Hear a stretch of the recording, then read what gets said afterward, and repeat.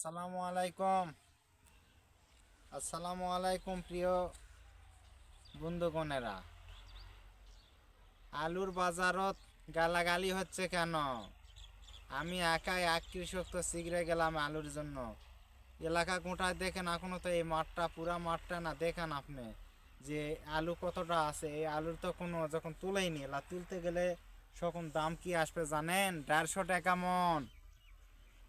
শুধু সরকারি চাকরিজীবীকে বেতন বাড়াক এই ডক্টর ইউনূস, সরকারি চাকরিজীবীকে শুধু বেতন বাড়াক আর কৃষকক মারতে যারা লাগবে ও করুক। কৃষকক মারার জন্য প্রত্যেকেই আসে, আবার কী করবে? হয়তো 2-4 মাস থাকবে, তার তো 6 মাস পার হয়ে গেল, উনি ক্ষমতাতে আছে। 3 মাস থাকার ওনার কথা নেই। 3 মাস থেকে নির্বাচন দিয়ে উনি মানে কেটে পড়বে।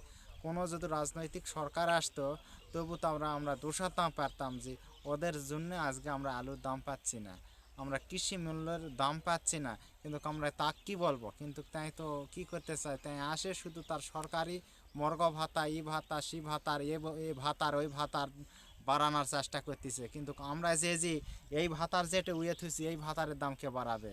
4,000 টাকা বীজের মন নিলেন, আর এখন আসে আপনি হলো 400 টাকা, ও না 200 টাকা মন হতে নেবেন। তাহলে আমাদের অবস্থা কোন জায়গার দাঁড়াবে? কৃষকক মারার জন্যে প্রত্যেকটা সরকার, প্রত্যেকটা রাষ্ট্র ক্ষমতার যারা আসে তারা কিভাবে বলে যে কৃষক বান্ধব দেশ, কৃষিকের দেশ, আমাদের কৃষি নির্ভরশীল দেশ। এটা বলা তার কেরা ব্যর্থতা। কেউ জানে এই ভাষার কোনো দিন বলেন না যে কৃষকের জন্য দেশ। ভাই, সবার কাছে আমার একটা অনুরোধ, আপনাদের কাছে কিছু আমি চাই না, আমার এই ভিডিওটা ছড়িয়ে দিবেন প্রত্যেকটা কৃষকের কাছে যেন ওরা আর শোনে, এবং ঊর্ধ্বতম আরও যারা আছে তারা একটু ছড়িয়ে দিবেন যে ভিডিওর মাধ্যমে আমি দেখাচ্ছি যে আলু তেল উঠেনি, এখন যারা উঠছে তারাই তো লিয়ে কান্দা কাটি করতেছে। তা আমাদেরগুলা উঠলে সখন কী হবে? কোন জায়গার দাঁড়াবো? বিঘা প্রতি যে আমাদের 38,000 টাকাকে খরচ হয়েছে, তো এই 38,000 টাকা তো উঠবে না, তাহলে তো চুরি করবা লাগবে। ওরা দুদিন পর তো গরু, হাঁস, মুরগি, রাস্তাঘাট মারা এলা করবে। এদের ঋণ তো আছে, যে এই ঋণটা তো শেষ করতে হবে। ঋণ না শেষ হলে ওরা কী করবে সকল বলেন? ঋণ শেষ হতে হবে তো।